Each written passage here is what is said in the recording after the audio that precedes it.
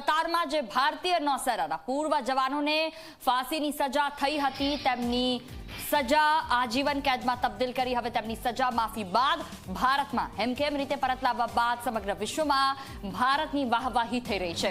આ માટે પ્રધાનમંત્રી નરેન્દ્ર મોદીની કૂટનીતિથી ગુજરાતના મુખ્યમંત્રી ભૂપેન્દ્ર પટેલે પણ પ્રશંસા કરી અભિનંદન પાઠવ્યા છે। મુખ્યમંત્રીએ કહ્યું છે કે પીએમ મોદીની કાર્યકુશળતાની આ સૌથી મોટી સિદ્ધિ છે। સમગ્ર વિશ્વમાં ભારતની ધાક કેવી છે તેનો આ સૌથી મોટો દાખલો છે।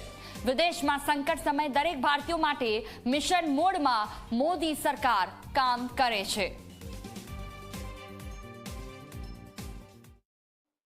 કતારની જેલમાં બંધક રહેલા ભારતીય નૌસેનાના 8 પૂર્વ સૈનિકો વતન ભૂમિ ભારત પરત આવી ગયા છે। વડાપ્રધાન શ્રી નરેન્દ્રભાઈ મોદીના નેતૃત્વની કેન્દ્ર સરકારની આ કુનેહપૂર્વકની કાર્યકુશળતાની એક મોટી સિદ્ધિ છે। આ સિદ્ધિ માટે સમગ્ર ગુજરાતની જનતા જનાર્દન વતી વડાપ્રધાન શ્રી નરેન્દ્રભાઈને ખૂબ ખૂબ અભિનંદન પાઠવું છું। શ્રી નરેન્દ્રભાઈ મોદીના સફળ પ્રયાસોના પરિણામે જ આ પૂર્વ સૈનિકોની મોતની સજા આજીવન કેદમાં તબદીલ કરવામાં આવી હતી। હવે કતાર દ્વારા તેમને મુક્ત કરવામાં આવ્યા છે। એટલું જ નહીં, સહી સલામત ભારત પહોંચાડી દેવામાં આવ્યા છે।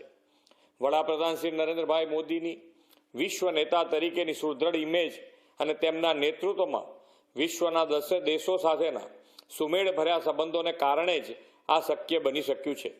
વડાપ્રધાનશ્રીના દિશા દર્શનમાં કેન્દ્ર સરકાર વિદેશની ધરતી પર સંકટમાં ફસાયેલા દરેક ભારતીય નાગરિકો માટે મિશન મોડમાં કાર્ય કરતી સરકાર છે। કતારમાંથી આ 8 પૂર્વ સૈનિકોની સહી સલામત સ્વદેશ વાપસી એ કોઈ પ્રથમ ઘટના નથી। આદરણીય વડાપ્રધાનશ્રીએ વિદેશમાં જ્યારે પણ કોઈ આપદા સંકટ આવે ત્યારે ફસાયેલા ભારતીય નાગરિકોને સુરક્ષિત રીતે સ્વદેશ લાવવામાં સફળતા મેળવી જ છે।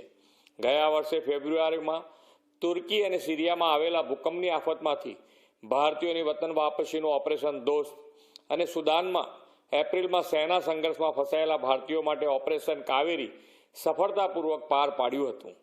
ગયા વર્ષે યુક્રેન રૂસ યુદ્ધ વેળાએ ઓપરેશન ગંગા મારફતે 22,000 ભારતીયોને પરત લાવવા, વૈશ્વિક મહામારી કોરોના દરમિયાન ઓપરેશન વંદે ભારત શરૂ કરીને વિદેશમાં વસતા 1,83 લાખથી વધુ નાગરિકોને સ્વદેશ લાવવાનું સૌથી મોટું અભિયાન પણ વડાપ્રધાનશ્રીના દ્રષ્ટિવંત આયોજનમાં પાર પડ્યું હતું।